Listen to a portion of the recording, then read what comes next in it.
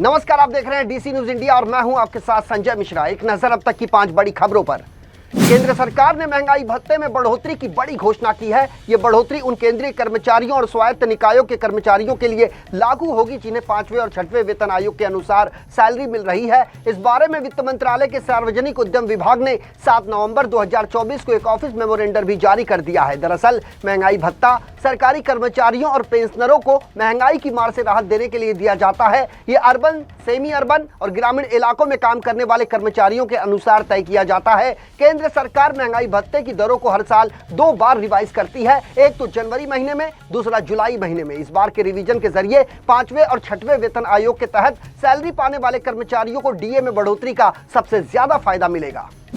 देश भर में चल रहे बुलडोजर एक्शन पर सुप्रीम कोर्ट ने गाइडलाइन तय कर दी है। सुप्रीम कोर्ट ने सरकारों से 2 टूक शब्दों में कह दिया कि मनमाने तरीके से बुलडोजर चलाने वाली सरकारें कानून को हाथ में लेने की दोषी हैं। मनमाने तरीके से बुलडोजर चलाने वाले अधिकारियों को भी सुप्रीम कोर्ट ने रेड कार्ड दिखा दिया है और उनसे कहा कि किसी भी सरकारी अधिकारी को मनमाने तरीके से बुलडोजर चलने पर बख्शा नहीं जाएगा। सुप्रीम कोर्ट ने अपने फैसले में कहा कि राइट टू शेल्टर मौलिक अधिकार है। सरकारें जज नहीं बन सकती जो किसी आरोपी के घर पर बुलडोजर चलाने का फैसला ले ले। कोर्ट ने कहा कि घर केवल एक संपत्ति नहीं, वो लोगों की उम्मीद भी है। इसी के साथ सुप्रीम कोर्ट ने अनुच्छेद 142 के तहत निर्देश जारी करते हुए बुलडोजर एक्शन को लेकर गाइडलाइन बना दी है।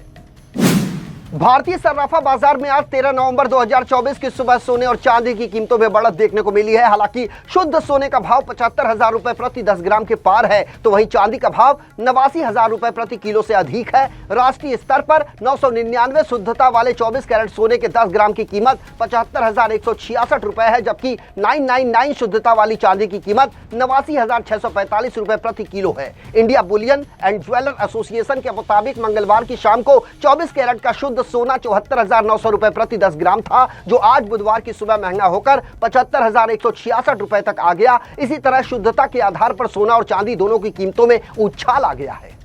अमेरिका के राष्ट्रपति चुनाव में डोनाल्ड ट्रंप के साथ कंधे से कंधा मिलाकर चलने वाले मशहूर उद्योगपति एलन मस्क को नई सरकार में अहम जिम्मेदारी मिलने जा रही है। जिस तरह से ट्रंप को चुनाव जिताने में एलन मस्क ने अपनी पूरी ताकत झोंकी, ठीक उसी तरह वो ट्रंप 2.0 की सरकार में अब अमेरिकी राष्ट्रपति के लिए ट्रंप कार्ड साबित होने जा रहे हैं। खबरों के अनुसार अमेरिका के इतिहास में पहली बार वो बेहद क्रांतिकारी रोल निभाने जा रहे हैं। डोनाल्ड ट्रंप ने एलन मस्क को सरकारी खर्चे कम करने और देश को मुनाफे की तरफ ले जाने वाली नीतियां बनाने का बड़ा जिम्मा सौंपा है। नवनिर्वाचित राष्ट्रपति डोनाल्ड ट्रंप ने मंगलवार को बड़ी घोषणा करते हुए कहा कि टेस्ला के मालिक एलन मस्क और भारतीय अमेरिकी उद्यमी Vivek Radhaswami department of government efficiency का नेतृत्व करेंगे।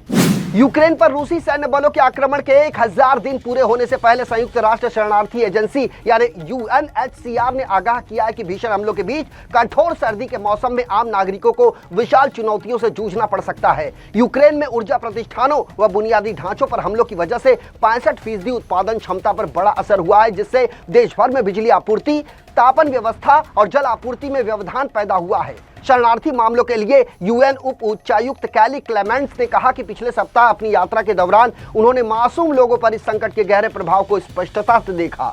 दरअसल फरवरी 2022 में युद्ध शुरू होने के बाद लगभग 40 लाख लोग यूक्रेन की सीमाओं के भीतर विस्थापित हुए हैं, जबकि 67 लाख लोगों ने अन्य देशों में शरण ली है।